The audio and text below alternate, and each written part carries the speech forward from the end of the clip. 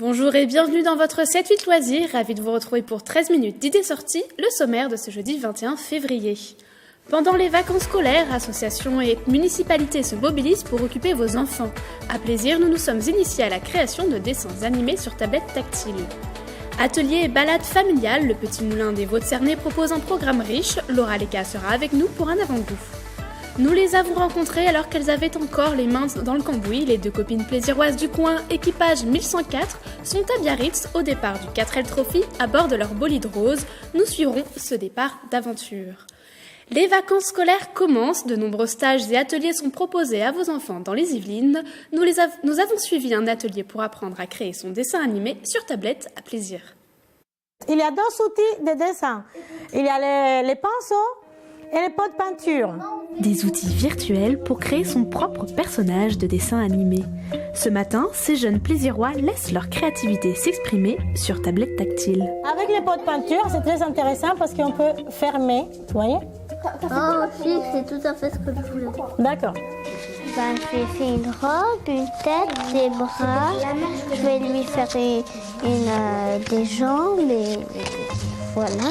Ils vont dessiner les personnages, dessiner les décors et réaliser les films, et normalement en plusieurs séances. Donc aujourd'hui, on va faire bref un peu toucher à tout pour voir si on va pouvoir arriver à faire les 3 étapes de film et d'animation. Pour cette initiation express, l'animatrice de l'atelier leur a donné 3 mots pour les aider à construire leur histoire. Elle va raconter une danseuse Là, on a les mêmes formats qui vivait sur une montagne. Donc, par exemple, Et un jour, il y a un chapeau qui est apparu sur sa tête. Et après, elle était surprise. il peut y avoir des personnages de couleurs. Hein. Un jeu ludique pour aussi éveiller les enfants à la diversité. Ce sont des thématiques qui me touchent moi aussi et que je vais transmettre aux enfants pour voir une autre vision. Créer son dessin animé s'avère facile sur un outil qu'évidemment, ils maîtrisent parfaitement. Ça, c'est pour les couleurs.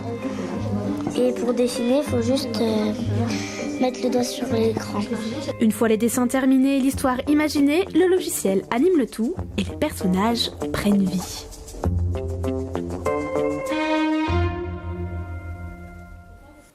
De la tablette tactile au petit théâtre en bois, pour continuer d'entrer dans son monde imaginaire, le centre socio-culturel Le Scarabée à la Verrière s'associe pour un atelier de création Kamishibai.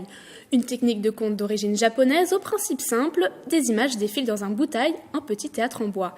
L'atelier est gratuit sur inscription. Pour les plus grands de 11 à 15 ans, on sort les bombes de peinture. La ville de Guyancourt propose un stage street art. Objectif, s'exprimer sur l'égalité femmes-hommes en plein mois du temps des femmes de la ville. Vous pouvez vous inscrire auprès du point jeune de la République ou du service jeunesse de l'Hôtel de Ville jusqu'au samedi 23 février.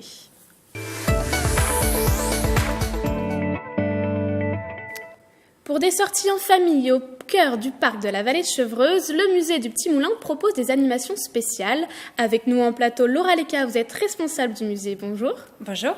Alors, le Petit Moulin a ouvert à la fin de l'été 2016. Il enregistre environ 6000 visiteurs par an et vous y proposez des visites guidées, dont la prochaine est ce dimanche 24 février. Oui, tout à fait.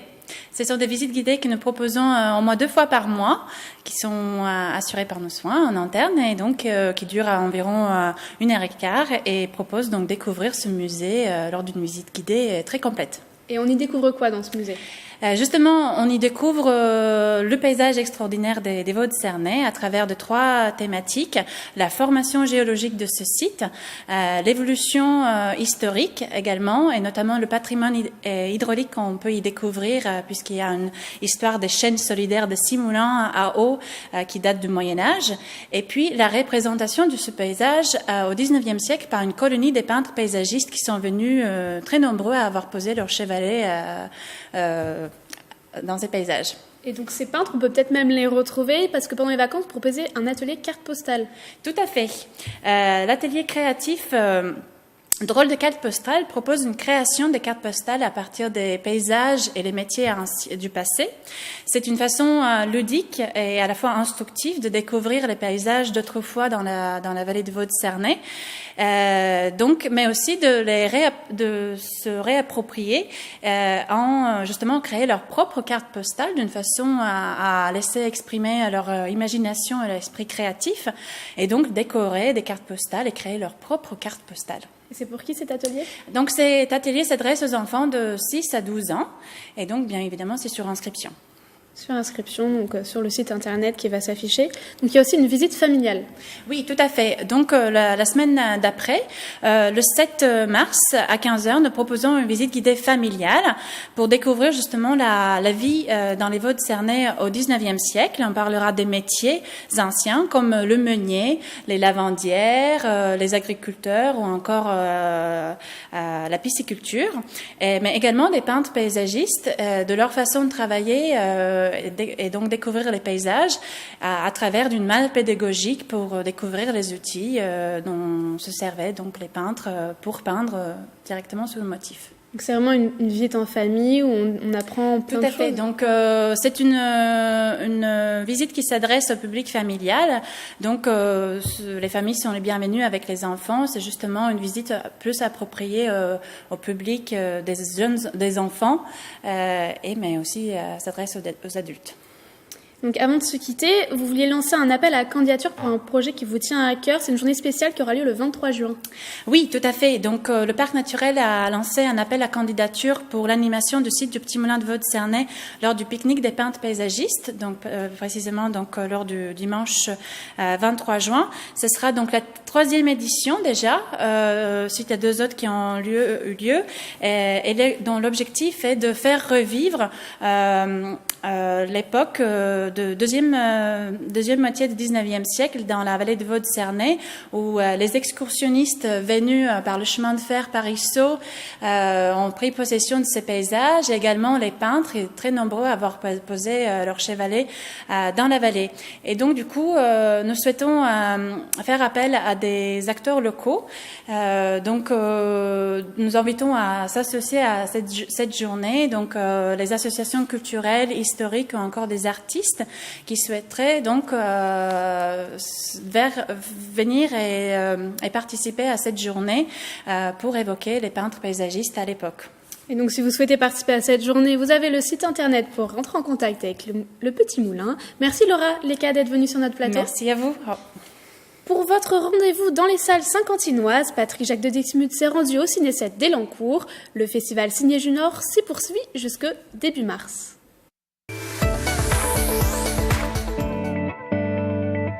Cette semaine au Ciné 7, une programmation la plus éclectique possible, en tout cas on essaye. Donc plein de films à l'affiche, vacances scolaires oblige.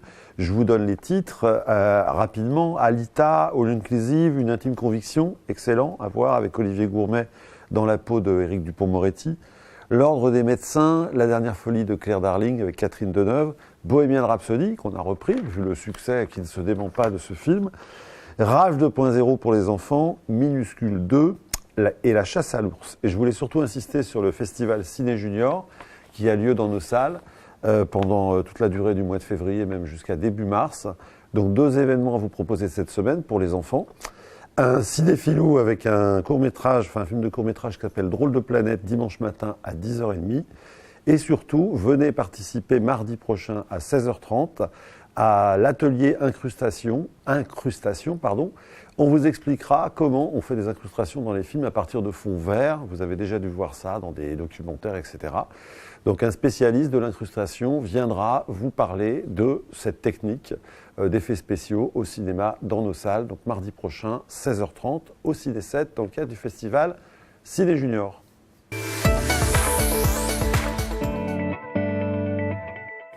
Les 2 Plaisiroises et leurs 4L roses ont quitté Saint-Quentin en Yvelines, direction le Maroc. Elles sont arrivées mercredi à Biarritz pour le départ de la 22e édition du 4L Trophy. 12 jours pour traverser 3 pays jusqu'à Marrakech. Vous pouvez suivre le parcours de Marianne et Justine sur leur compte Instagram Embarque Insable, ainsi que sur le site officiel de la course. Nous les avions rencontrés durant leur préparation. C'est une expérience, je pense qu'on va en apprendre beaucoup de cette aventure, notamment au niveau humain. Si par exemple il y a des gens qui sont en galère, on se voit un peu s'arrêter et demander qu'est-ce qui se passe pour aider, quoi. C'est une belle façon de découvrir le Maroc et je pense que ça va être une aventure inoubliable, j'espère qu'on n'aura pas trop de galères sur la route. Le club voisin tennis de table organise son 10e tournoi national B. 38 tables disponibles au gymnase des Pyramides pour tous licenciés Fédération française de tennis de table qui souhaiteraient enchaîner les matchs. Le tournoi aura lieu tout le week-end à Voisin-le-Bretonneux. Côté foot, Morpa, 8e du classement, reçoit Montesson, 10e pour le championnat de D1 de district. Les deux équipes n'ont que 4 petits points d'écart et se battent pour conserver leur place en D1. La rencontre se disputera au stade du Bout des Clos ce dimanche à 15h. Pour votre rubrique Sortir en Île-de-France, nous nous évadons jusque sur une île britannique.